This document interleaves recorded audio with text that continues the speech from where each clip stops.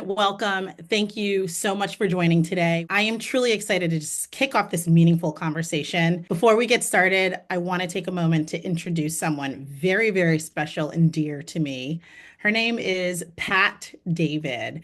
Now, Pat's career began at Merrill Lynch in technology. She quickly rose through the ranks, eventually becoming a senior technology manager at Citigroup. And she then spent many years at JP Morgan Chase as a senior diversity advisor, where her entire focus, 100% of her role was helping people grow and succeed. And that's something that she helps me with today. What I admire most about Pat is just how she has, consistently applied everything she's learned, whether it's building strong systems, leading with excellence, guiding careers with a spirit of inclusion. She's also my trusted advisor. She's played a very pivotal role in my writing journey, I'd say. And I had the gift of receiving her feedback. And for those of you that know Pat, she's very direct, right? So she will not give you feedback that's fluff. She will tell you exactly like, Netta, nope, this doesn't sound good. Or yeah, I'm aligned with this.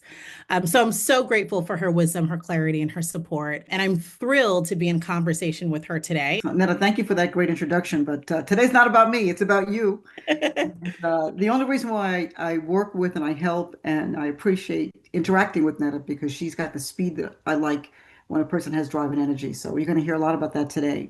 So I'll be honest, I was actually a terrible manager in 2010. And the tough part about it was I didn't even realize it. I thought I was doing great. My team liked me. We were hitting performance goals. I was, driving them with numbers, quotas, earning potential. But what happened, Pat, was I lost all of them, right? I was so focused on outcomes that I totally overlooked what truly mattered, which was connection, trust, and purpose. And so my message to them was always, if we hit this number, you'll be successful. But I never stopped to ask what success meant to each of them. I didn't take the time to even understand what truly motivated them beyond the targets. And really, that was my wake up call. And so I went back to the basics. I had to relearn everything I thought I knew about leadership. And by 2023, I was promoted to the C suite level of a platform that I had built from the ground up within my former organization. And the most powerful part was my entire team actually followed me, not because they had to, but because they wanted to. And so that was really the moment that changed everything for me. It reminded me that leadership isn't just about titles, it's not about authority, it's not about output. It's really about creating cultures where people feel supported and inspired to grow. And, one of the things that I want to point out is data highlights only 1 in 10 people naturally possess the talent to manage others effectively. And then over 80% of managers today are underdeveloped in their roles. And so that's a massive leadership gap that impacts all the things that organizations fight for: productivity, morale, retention, business performance. And so when I became VP leading global inclusive strategy, I had no idea where the role would take me. But when my manager left, I started reporting directly to the CFO. And I was unexpectedly tapped to take on some COO responsibilities. And so for me, that really meant bringing senior leaders together and creating leading strategy sessions designed to align and really focus on moving us forward as one team. And then Yeah. I continued building my team in my VP and acting COO responsibilities. And I didn't start with the perfect structure or even, this polished org chart. I looked for people with grit, with curiosity, with the willingness to grow. There was the office manager who I talk about in my book, who kept putting time on my calendar, even when I had no roles open. She volunteered for projects outside of her scope. She stayed curious. She added value wherever she could. And so when I finally had space to hire, I brought her on and she rose quickly to the top. And today she's senior director at my new tech company, and that's Abby Zabo. And then there was the brilliant but quiet engineer who approached me with a pretty bold idea to integrate technical solutions. And that idea became a core framework in, the company that we later built. And then I also talk about the GTM leader who was so drawn to our mission that he carved out his own role. But unfortunately, the company went through layoffs. I had to let him go, but I didn't walk away, right? I had to lean into my network and I really wanted to make sure that I was helping him as well advance because leadership doesn't end when someone exits your team, right? It continues through how we show up for them, even beyond the organization. And then eventually, our work led to something unexpected. It was an $8 million RFP win where the client had called out our insights and inclusive design approach as really a key differentiator. And that is what led to the CEO saying, "Hey, love what you've built here. My venture capital firm wants and is ready to invest. I'd like for you to take it to market and lead it."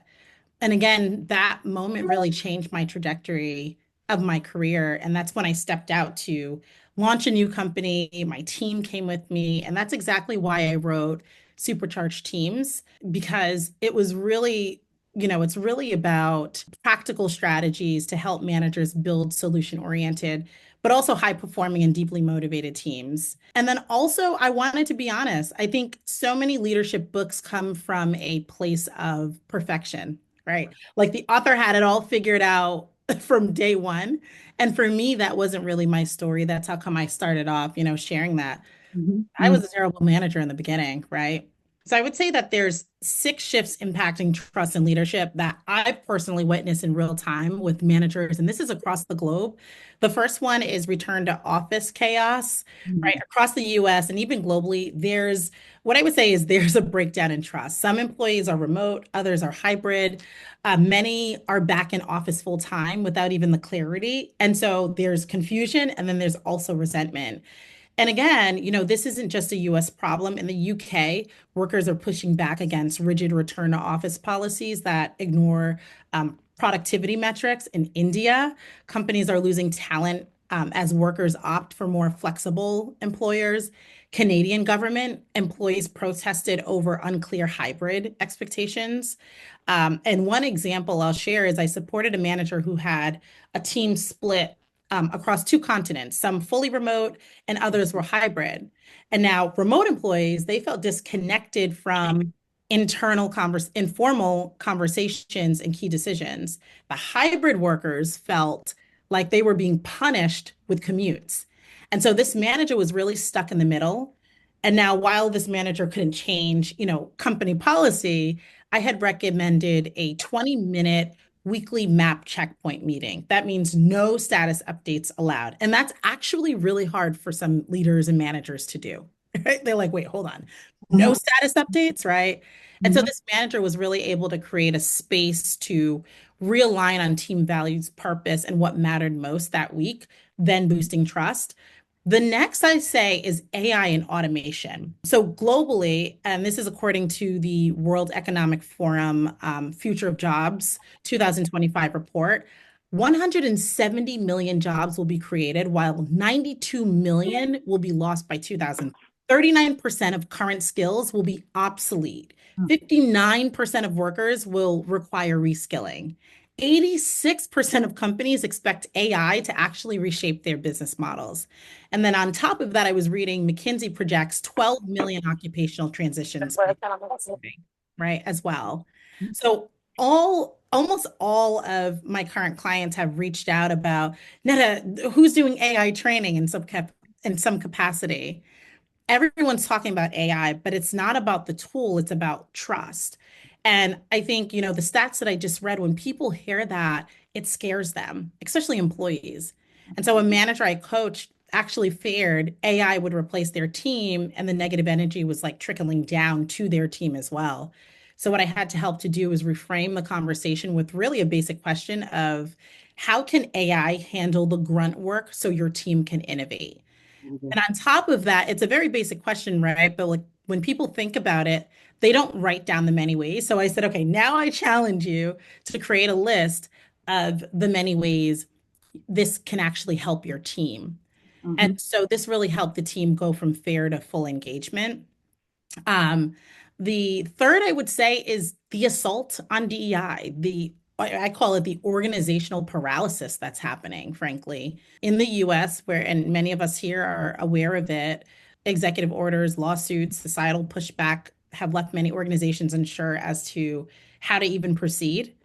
And so globally, for example, the UK hasn't banned DEI efforts outright, but there's been noticeable increase in public and even political pushback there, especially from conservative think tanks and political figures. I think there's also this narrative that it's like you have the good leader and then you have the bad leader. Leadership is evolving, right? You can be terrible one day at how you lead, but the next day, great at what you're doing, right? So there's different like ebbs and flows, but I think that's how come learning and development is so critical, but we do see organizations pushing away from that.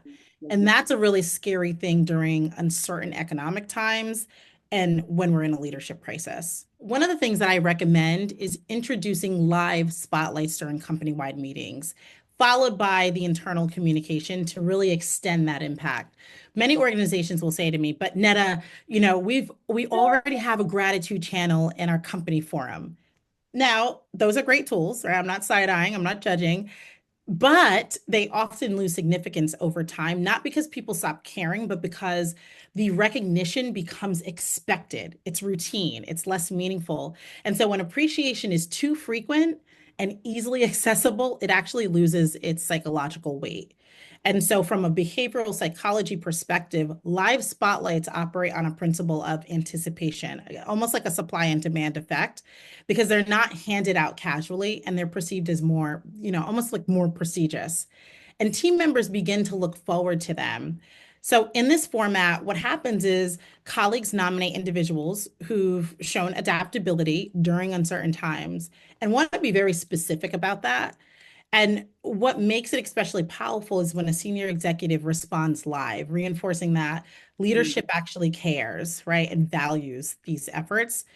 And what happens is it taps into social validation, which neuroscience tells us activates reward center. It's like do, do, do, do, do. Your brain is like, I'm rewarded in a real way, right? Mhm. One company I worked with, navigating a period of layoffs, implemented this strategy. And then during a company-wide meeting, a middle manager nominated a teammate who stepped up to redistribute workloads and then lifted the entire team morale with weekly motivational quotes.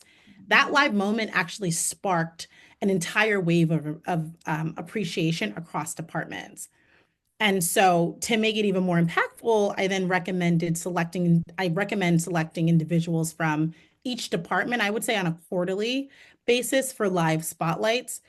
And then, possibly inviting them to a private, Mhm. whether it's virtual or in person end of year gathering or dinner with the CEO, because now it's connecting what they've done to the business and to the person that's at the top level as well. The next I would say is, again, very small, but I call it micro messaging labs. Managers often say, Netta, I don't know how to say this. And I'm sure many of you have dealt with that as well, whether it's layoffs or even if we're in a social crisis. And so what I do is I help organizations run these messaging labs where leaders get to practice their messages through role playing. And so one manager actually avoided a massive trust breakdown with their team just because they practiced those words. Mhm. Oftentimes what happens is managers will be given, maybe a document, here's what you can say and how to go about it, but they haven't practiced it. So now they're just kind of riffing off of, what they think is impactful. And that's not effective. And then, the last thing I would say is 75% of managers say they'd be more likely to engage in learning if they felt genuinely supported by their company. And so when they're selected for visible development programs, their engagement scores actually jump 21%. And that's just Mhm. according to LinkedIn Learning's workplace report that I had recently read. So that, is exactly why I went ahead and I created Supercharged Management Accelerator. Because I wanted it to really be an accelerator that was measurable, that a manager could measure themselves in the beginning to see, here's where I'm at, and here's actually at the end of this 8 weeks, here's what I've done, and here's the impact that I've made. I think there's a lot of accelerators out there that managers don't get a sense of, wow, here's where I was, and here's what I've actually been able to drive through some of these learnings. I'm so honored that incredible leaders have endorsed my book, like Amy Howe, CEO of FanDuel. Hugh Forrest, former president of South by Southwest, worked closely with him. This year, Bill Pruitt, who's five-time Emmy Award winning of The Amazing Race. Adam Grant reached back out to me, so I should be receiving his endorsement soon. I've had some conversations with Mark Cuban, so we'll see like if his endorsement comes through as well, right? But these endorsements really mean everything to me because it reflects what so many organizations are quietly and outwardly facing right now. And I have been saying this throughout our conversation, that's a leadership crisis. We're in a societal and workplace shift, and managers are at the center of it all, right? Like they're being asked to lead teams through massive, like literally massive change, but many are doing it with outdated, boring training practices. At a tech firm I worked with, middle managers were responsible for boosting morale after layoff, all while having their own teams cut in half. And so one manager even told me, he's like, I have to pretend I'm fine, but I'm grieving the team I actually just lost. And we all know how that goes, right? Performance tanked, attrition spiked across departments. And I mean, even according to Gallup, there's a data point. Only 1 in 3 managers strongly agree that they're equipped to handle difficult conversations or even navigate uncertainty. That's pretty stark, right? I worked with a global company navigating AI adoption. Their managers didn't know how to lead their people through skill transition. And so they were overpromising while others were completely disengaged. As I was brought in to then coach them through frameworks to communicate change clearly and then create reskilling pathways and rebuilding the trust as well. Another organization, I had to go into because employee satisfaction was plummeting, and that was post-hybrid policy. And so managers were enforcing rules they didn't even believe in, and they couldn't explain it well. And so there was this organizational culture disconnect that grew, and they were losing their high performers. And it wasn't until they started to lose their high performance that they started to do something. And I was so taken back by that because I'm like, you don't want to lose any of your employees. Like and if you do, you want to think about, okay, well, who are the people that we're letting in? Who are we hiring? Because that's all money on the table that's being lost. So again, like that's why, supercharged teams is really essential. And in creating the book, it was really meant to be a timeless piece because we are in a very imperfect world. We're all imperfect people. There will continue to be chaotic times. There will continue to be uncertainty. But how we lead through it is going to be the defining moments. And so that's what this represents. And it really gives managers at every level, from first-time leaders all the way up to the CEO, the tools to stop reacting and start shaping the future of their teams. And oftentimes we hear, I'm too busy. I'm too busy for this session. So it's like, okay, well, read a book on your own. First-time managers, they are struggling with navigating their peers, becoming their direct reports, many of them. Right. Learning to lead without also micromanaging. And so studies show that 60% of first-time managers fail within the first 2 years. And that's according to CEB Global. And that's largely due to just poor people management skills. Poor people management skills. That shouldn't even be a thing within organizations when there's so much that people can learn if they have the resources. And so my book helps with that. The next level is emerging managers. Those are folks that are leading a growing team, right? Emerging managers are now responsible for multiple direct reports. Delegation and influence is not easy for this level. And Harvard Business Review actually reports that 39% of emerging managers struggle to delegate effectively. They also need to develop their leadership brand and balance being respected versus being liked. Senior managers' unique challenge is actually empowering their managers while maintaining accountability. We all heard of that word a lot last year. A study found that 86% of senior managers feel unprepared to actually coach other leaders. And so, again, it was something that I really wanted to focus on within my book for that level. The next, I call it the business owners. These are unit managers, like they're driving strategy and results. And so at this level, leaders manage large teams, they manage P&L responsibilities, they struggle with balancing vision with execution. And in fact, according to McKinsey, only 30% of business leaders feel confident in their ability to drive organizational change. That's scary. That's really scary. And then lastly, you have CEOs and executives. They shape the company culture and the legacy of that. And the key leadership challenge at the CEO level is surrounding themselves with yes people and not knowing it, as well as lack of succession planning. I think we as a society need to rethink everything we've been taught about leadership. For me, if you have a direct report or reports, you're a manager, right? Many of us have direct reports, we're managers, and that's really the first phase. But too often, I feel like leadership is reserved only for those with senior titles or a corner office or years of experience. And that's a myth, right? It's holding businesses back and thinking that way. It's even holding them back as to how and who they select to bring into the organization to lead. And so being a leader isn't just a title, right? It's for me, it's about transformation. It has nothing to do with place on the org chart. And so in my book, Supercharged Teams, I really wanted to level set there, right? It's a progression that asks all of us to strip away our ego and hierarchy and start at the same baseline. So we know managers maintain systems. We know managers assign tasks, execute processes, but leaders actually unlearn outdated playbooks. They relearn how to listen deeply.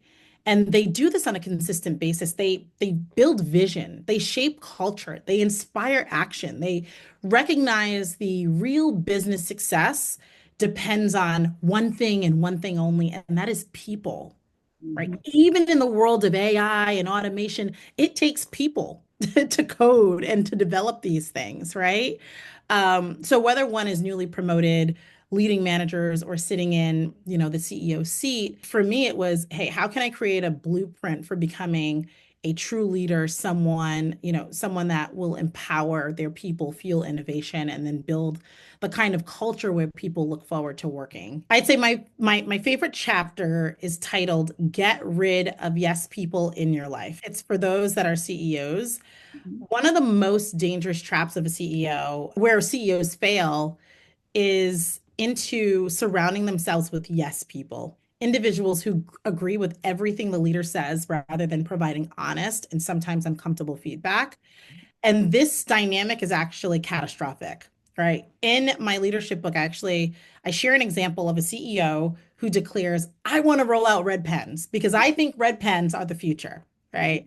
And so the marketing and the communications, the technology team, they go off to analyze the idea and they discovered it's flawed. It's Mhm. completely flawed. Blue pens, not red pens, are what the market demands. But instead of raising the alarm, the team actually remains silent. They're fearful of contradicting the CEO. And so they move forward with the red pen rollout, which predictably fails, costing the company millions. Now, the issue wasn't a lack of data or capability. I'll give the answer away. It was the lack of truth telling. CEOs must actively create a culture where feedback is actually welcomed and even expected. A test that I offer in the book is for CEOs to ask themselves, when was the last time someone on my team said no to me or challenged something I said? And if the answer is a long pause or silence, that's a red flag. A CEO should say, oh my gosh, this is a red flag. I need to talk to my team. Trustworthy advisors should feel really empowered to challenge decisions, knowing their role is to protect the organization long-term success, not to shield the leader's egos. But in many of the organizations that I work for, I saw that happen time and time again. But what I also saw is those that were very direct and provided feedback to those that were CEOs, they respected them even more. Most organizations have a learning platform, right? Some have management training, and I'd say a few even have leadership coaching on demand. But here's the truth. If one major shift, like Mhm. a societal event, like a political moment, or let's say a sudden restructure, or even a departure of a beloved team member causes your managers to panic, your team to disconnect, and your culture to then default to survival mode, then your systems aren't working. And I know it's so hard to hear because I have shared this with someone else in the past. When stress hits, those trainings should kick in, not fall apart. But time and time again, I kind of see them fall apart. And I see managers freeze in all sizes of organizations because they haven't kicked off deep reflection work. Some of these training sessions are self-guided and frankly boring. I mean, I've been in some training sessions where I started dozing off. And I had Mhm. to ask myself, well, Netta, if you're dozing off, then how can you expect others to actually stay, energized and retain and want to apply this information? Sometimes the facilitator is boring. I've been a part of sessions like that as well, right? People fall asleep. They feel like it's a waste of their time. And then you'll hear managers say, well, I just don't have the time. I just don't have the time. This is where our mission is really critical, right? Like, because we're the architects of how managers respond when the pressure is actually on, and that will be ongoing, right? And again, it's one of the reasons why I created an 8-week supercharged accelerator, because it's all about rewiring how managers show up under pressure during change, and then even through every human moment in between. And so my accelerator, folks really get to identify their why, their frustrations, their solutions, how they begin to measure themselves is like the deep reflection. The next phase is for them to lead through uncertainty without losing their teams. And Yeah, for them to really kind of think back to when was it their hardest? yeah, Who yeah, were the people that left or who were the people that stayed? How were they performing? Right. And then yeah. the last stage here is like communicating clearly, even when messages from the top are murky. That happens a lot. A lot of managers say, okay, well, like the message is not being funneled down to me. I can't communicate this to my team. But that's not an excuse to not communicate anything to the team. It's also not an excuse to say, okay, well, I didn't get this communication. Right. So it's more about how are we being proactive and solution oriented as managers as well, and staying grounded and thoughtful and strategic. I remember when I was applying for internships, and there weren't paid internships at that time, right? But I was so active. It's like I need this internship. I don't care if I'm not paid for it because I need the experience. What I do see though is there are a lot more people that are relaxed and they want things to come to them. And so as much as yeah, I tell managers this too, don't wait. It's okay to take the initiative, and it's okay to expect that from your direct reports, but communicate that so that they understand that. And I already said that Pat is my advisor and just amazing at being like very direct, and I do well with feedback that's direct. But in her telling me, "Hey Netta, you're selling your book. What are some of your goals?" And I'm like, "I want to hit the USA Today list. I want to do this. I want to do that." She's like, "Well, you're connected to people, right? So send them a text, sign them up, and say, 'Hey, you have first dibs on this, and I'll set you up with 2,000 or 1,000 books. Does that work? Sound good?'" Right. And so yesterday I'm sitting at the pool and I'm like, oh, should I do it? Should I do it? I'm like, no, imposter syndrome is not going to come around me. And I went ahead and I did it. And I did that with more than one person. The response has been really fruitful. But it goes back to what you were saying, Pat, like don't wait around for what you want. And it's really a motto that I really try to instill inside of me. And there's those moments when I pause a bit, but what do you have to lose, right? Anyone interested in bulk orders, you can email me directly and I'll connect you with my Porchlight rep. So I've partnered with Porchlight. What they do is they sell books to pre-order right now. If you're like, okay, love this, need to support you, need to let everyone know about it. You can pre-order right now and you'll receive a discussion guide. And you can also pre-order through Amazon. And I talked a little bit about AI and automation. I actually created a bonus chapter specifically on leading through AI and automation for managers. And so to claim your bonus chapter, just head to nettajenkins.com, click on the author tab. We'll also add the direct link so that you can click there and you can claim it, add your email. And then I would say one action that you can take today is just to post about my book. If you're on LinkedIn, if we're connected, if we're not connected, please, like, let's make sure that we connect. But feel free to post about my book or post about this session on your LinkedIn platform, a takeaway, tag me. Go ahead, leave a review on Amazon about your excitement to read the book. All of the reviews actually help for my book to be seen. So that'll be really helpful. And then for those of you that are saying, hey, really want to make sure that we get managers enrolled within your 8-week accelerator called Supercharged Management, you can email superchargedteams@gmail.com. And yeah, that's how we can connect in a multitude of ways. Thank you so much for, always supporting me and amplifying the work that I'm doing, but also being an incredible leader, right? And helping me through, because I think everyone needs that level of support. And I want to thank everyone for showing up today, right? Thank you for being who you are and your evolution within this journey as well.